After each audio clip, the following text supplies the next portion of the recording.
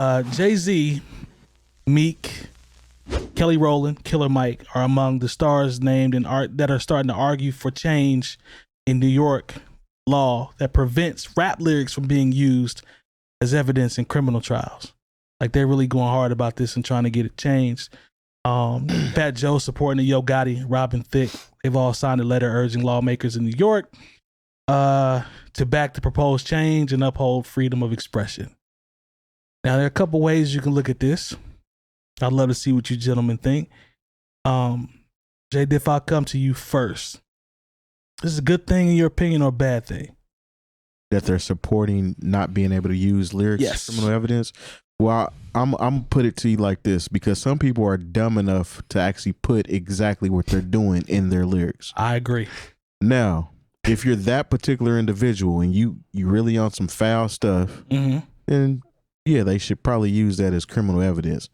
But if you're a rap artist that you're painting stories, or it's kind of like somebody that's writing a book. You can't penalize Stephen King for writing a horror novel, right? And whatever happened you can't penalize him for that. So some of this music is just that. It's somebody speaking from somebody else's point of view or telling a story along with whatever they can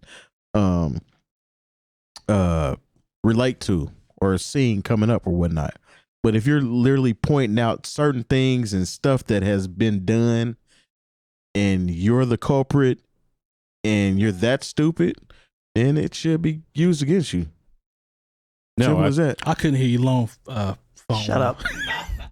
Go ahead, Jay Moore. I'm sorry. I think Jay Diff hit right on the head, especially in the first part of his statement, because there are people who are dumb enough to literally map out what they're doing.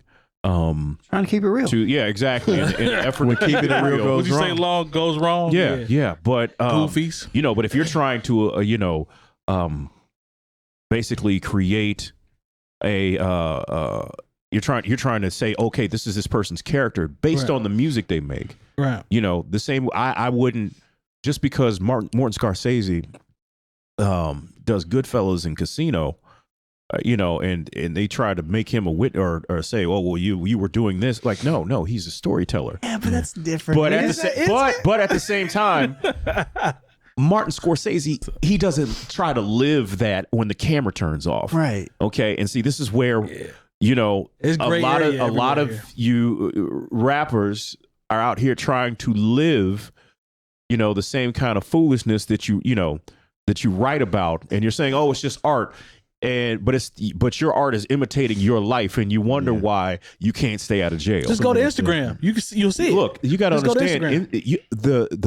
One of the best law enforcement tools out here is Instagram. Media. Yeah, like you understand. There are police. That's all they do is sit and look at people's Instagram. They tell it on themselves daily.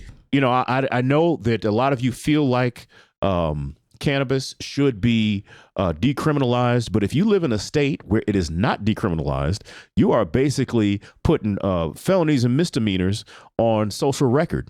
So stop that. Yes, I would say stop it. And that's kind of a sore issue for me, just because I personally know somebody going through some stuff that happened in a state where it was legal. Mm-hmm. So it really doesn't even matter when it comes down to that. It matters who you are, what you look like, and what you did. True. Other than that. But at the same time, when we know that's how the game is, you have to be more careful. Yeah. You do. It's kind of hard to be careful with that, though, when they make Netflix shows that are comedies about moving cannabis, and then you're doing parental figures, right? But you know what? And then it goes down a whole rabbit hole. Those things do not apply to certain people. Yeah. It's just a sore subject for me. Oh, no. I understand. No, you I better go through some sore subjects this weekend. Yeah.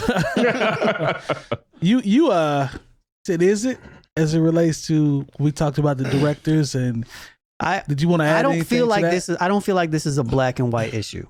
Okay. That's the only thing. Like, I understand why certain artists would, and I'm not necessarily, I understand why certain artists would be targeted. I get it. Like, I understand. And I condone it. Melly is a great example. I just understand. Man. Melly is, and so, like, I don't think that in general, if you're going to go and just like be like, oh, well, this guy said this and this and this, and you're basing it all off of a song as opposed to you already have something you're working on. Yeah. You know, and this or is you're riding around with dead bodies in your trunk. Yeah, that don't help. And then they literally find it. You know, like I don't know, maybe. Oh man, it was art, man. I picked the body up and we was just doing. I wasn't talking about that body. I was talking about the hypothetical. Oh, this one I'm driving around with. That's just for art. Yeah, we was just doing it for art. I mean, don't get me wrong. I'm not a cop advocate by any means necessary. And I mean, sense has to be common. Sense has to be common. But at the same time, like. I don't know. There's gray area. There's gray area. To me, it's really gray.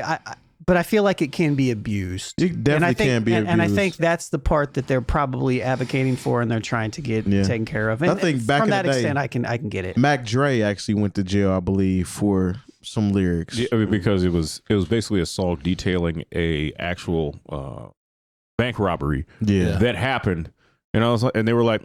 The details of this song are really close to what happened. Like, ask Boosie about it. Like how mad can you? Got to be mad at yourself for some stuff like that. Like, don't throw rocks at the police station, y'all. And then write a song about it. And then be like, I can't believe they're going to use this against me. I was just like, leave the breadcrumbs right there. Yeah.